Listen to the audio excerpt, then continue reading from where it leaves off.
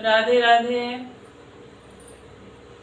आज बहुत ही प्यारा एक कजरी लेकर आई हूँ। आशा करती हूँ पसंद आएगा। अगर पसंद आएगा तो लाइक कीजिएगा, शेयर कीजिएगा और चैनल पे अगर पहली बार आए हैं तो सब्सक्राइब कर लीजिएगा और प्यारा प्यारा कमेंट कीजिएगा।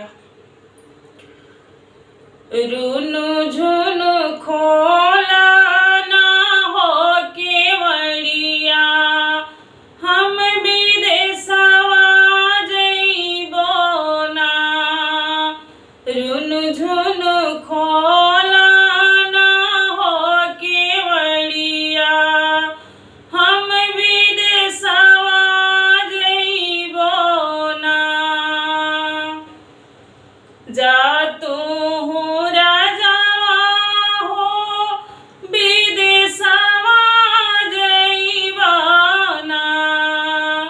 जो तू हूँ राजा हो विदेशवा जइबाना।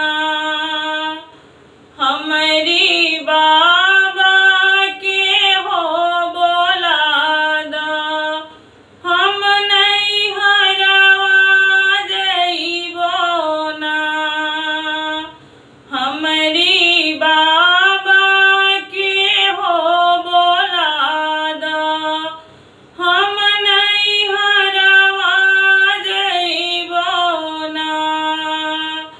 रुनु झुनु खोला ना हो केवड़िया, हम विदेशवा जइबो ना। जो तू हूँ धनिया हो नहीं हरावा जइबो ना। जो तू हूँ धनिया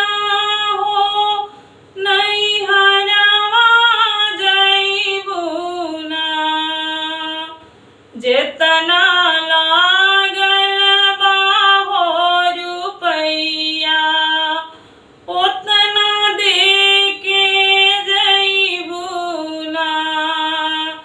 जेतना लागल बा हो रुपैया, ओतना दे के जइबू ना। रुनु झुनु खोला ना हो केवड़िया, हम विदेशवा जइबो ना। जो तू हूँ राजा हो रुपैया लेबाना। जो तू हूँ राजा हो रुपैया लेबाना। जैसन रहनी बाबा घरवा, ओइसन कहीं हो देताना। जैसन रहनी बाबा घरवा, ओइसन कहीं हो दीताना। रुनु झुनु खोला ना हो केवड़िया, हम विदेशवा जइबो ना।